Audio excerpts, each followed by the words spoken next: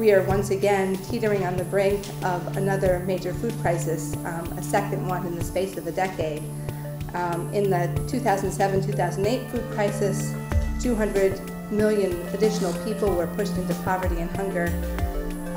And recently, food prices have risen alarmingly and at a much faster pace than they did in 2007-2008. Just last February, global food prices reached the highest level on record. 1 billion people are chronically hungry in today's world. That is 1 in 6 people. That's a lot. The world grows enough food to feed everyone. The fact that some are going hungry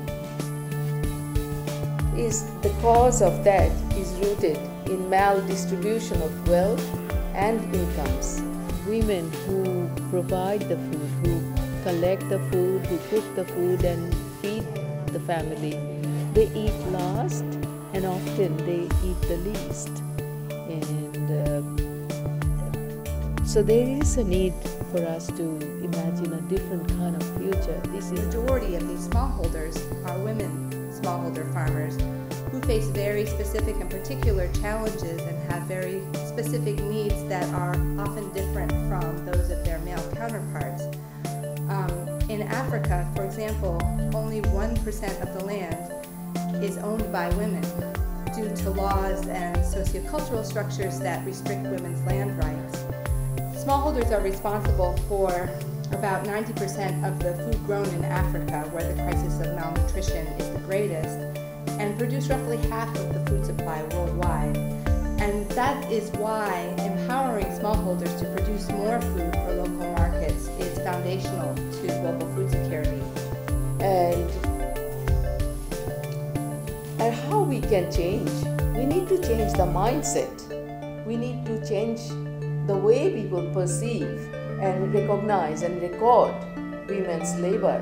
We need to see women as productive, as economic citizens. The need to recognize that the empowerment of certain groups within societies, particularly women, through the recognition of their active agency through appropriate property rights and appropriate capacity to function as agents, is an important way in which we can contribute to addressing problems of food supply globally. Growth in agriculture can make approximately twice the impact on poverty as growth in other sectors. I would suggest the gender dimensions are very important, but needs to be part of a broader response to this very serious food crisis, and that we need to look within at our own policies, as well as policies that we advocate and encourage developing countries to adopt. Australia is really poised to become a global leader on these issues.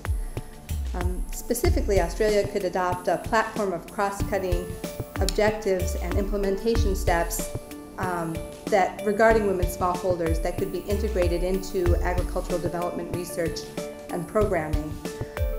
It could also contribute additional funds to replenish international multilateral efforts like the Global Agriculture and Food Security Program, or GAFSP. GAFSP's placed a really strong emphasis on civil society participation and support for country-owned agricultural development plans.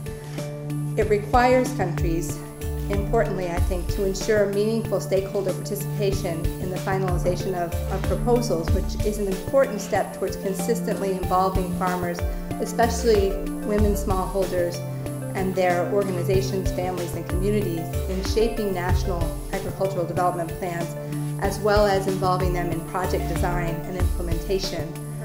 Another way in which global leadership could be shown in support of women smallholders is by making an additional pledge to replenish this fund and encouraging other G20 members to do the same. The answer is yes. The problem can be solved, but not by women alone.